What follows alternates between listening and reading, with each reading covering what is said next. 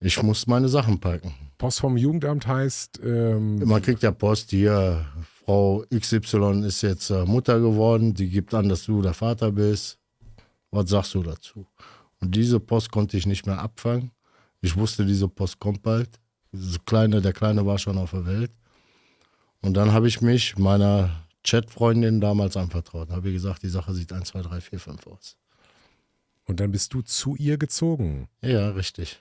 Und du musstest aber auch wissen, dass das Jugendamt trotzdem an deine alte Adresse schreiben würde. Ja, also Kontakt zum Jugendamt hatte ich. Es ging jetzt nur noch, vor Jugendamt hatte ich keine Sorge gehabt. Ich hatte Stress vor meinen Eltern gehabt, vor dem Elternhaus. Aber die hätten ja sonst auch Mit einfach... Jugendamt hätte ich jederzeit, jeden Tag geredet, gar kein Thema. Nur mit Eltern war es schwierig. Deswegen habe ich gesagt, ich packe jetzt erstmal meine Sachen und weg. Und habe mich auch nicht umgemeldet. Die Post ist weiterhin zu meinen Eltern gegangen. Habe aber in dem Jahr, sag ich mal, in Oerkenschwick komplett mein Leben auf.